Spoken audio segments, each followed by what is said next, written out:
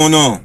So, every every organization, has had some form of agent inside of it.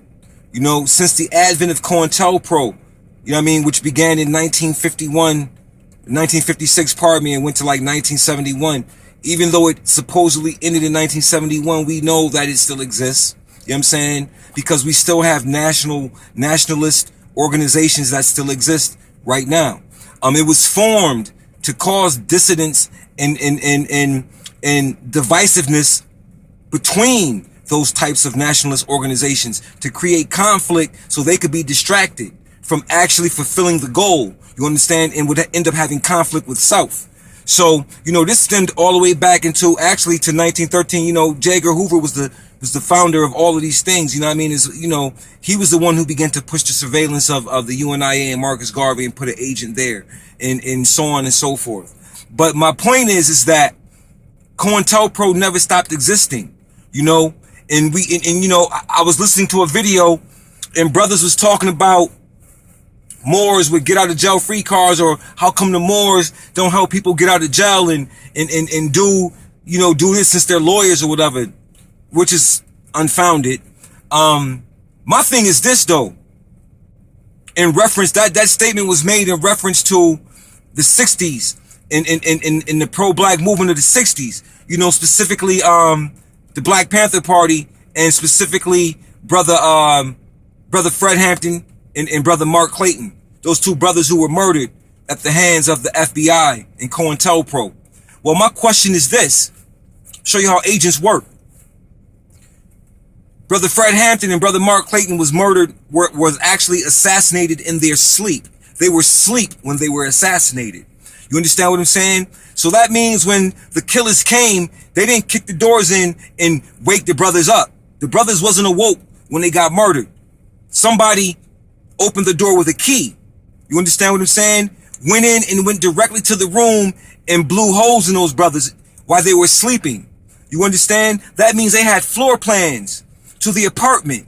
That means somebody gave them a key. That means they had an insider, point blank, that looked just like Fred Hampton and Mark Clayton. And that is the issue. Because see, there's always one who will sell the movement out. There's always one or two who will sell the movement out. They will seem, you understand, to be with the movement, but in actuality, they're being paid to do other things. Again, the tools of Cointelpro was divisiveness, to keep division in place, to keep one group better than another group, or to make it seem as such. There was constant divisiveness. I mean, you can look at the Black Panther Party and Ron Karenga and his organization, how there was conflict. A lot of the conflict was created by misinformation stemmed by the FBI pretending to be Black Panthers or pretending to be members of a nationalist party. It's the same thing. Nothing much has happened. So when you look at Fred Hampton and Mark Clayton, you're witnessing the science of the agent.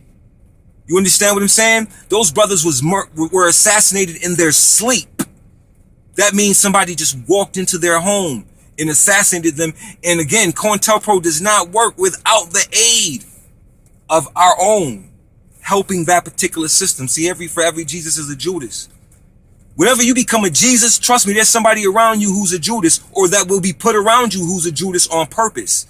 You understand what I mean? These things are constant, and they exist right now as we speak inside of many movements. You know what I mean? We hear the word agent thrown around a lot, but trust me, there are some agents in these movements. And if you understand and you know what it is and you study the history of this, then you would know exactly how they move, because that hasn't changed. You know what I'm saying? That hasn't changed. You know what I mean? One thing that hasn't changed is the way they move and the way they do things. You know what I'm saying? And what hasn't changed is that we don't pay attention. We're easily distracted because we're easily fighting for titles of ego. You know what I mean? I'm the smartest, or I'm this, or I'm that. That is how the division sets in instantly from those types of ideas and those types of battles. You understand what I'm saying? So it's like, you got to understand already that you already battling, you understand, under a Cointelpro paradigm anyway. You know what I'm saying? The whole measure of divisiveness is a European concept anyway. There's nothing African about it. African concepts are holistic.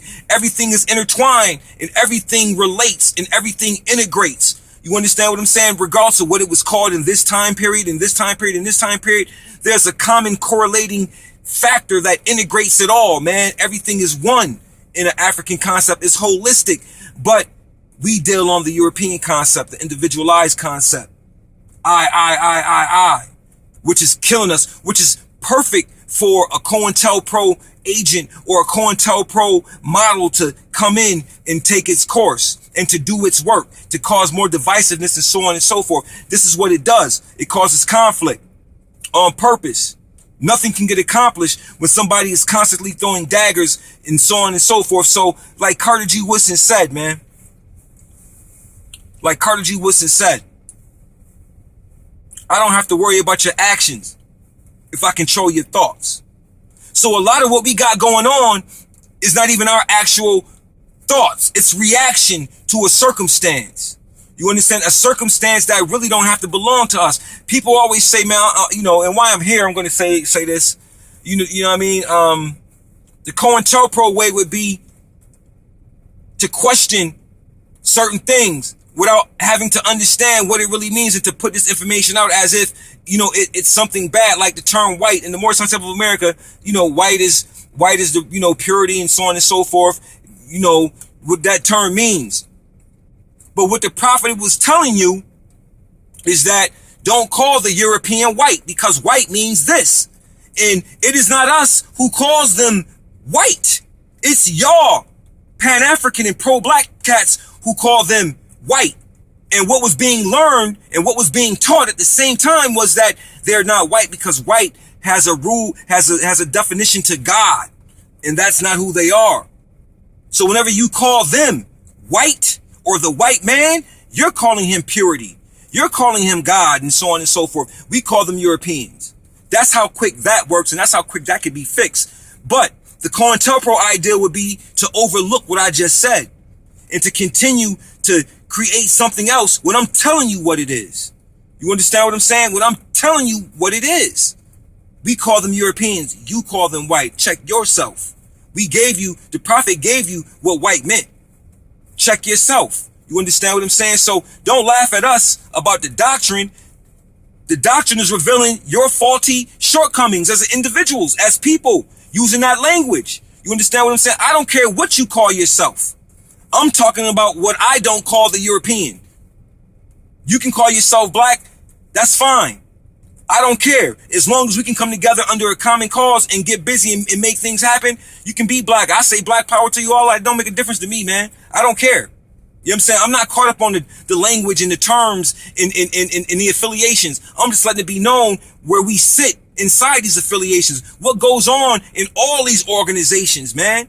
You know what I'm saying? We cannot have what we need if we're constantly bickering and fighting over somebody else's ideas that you and I have taken on as gods, man. Wake up. Cointelpro is still well at work, and we're still being victims of it, man. You know what I'm saying? Let's kill that. All of the fighting, all of the trying to outdo each other on camera. Get off the camera. First of all, ain't no work being done on the camera. Nothing divine can be done across the camera, but the opposite can be done across the camera. You understand what I'm saying? So if divinity can't come across the camera, hell surely can come across the camera. And that's what we get. We get a manifestation of hell because personality worship and other things take its course, and people aren't able to think with a rational thought process because they're distracted by characteristic and charisma and all that bull. The reality is wake up, man. We under attack, and they're always surveying us. Peace.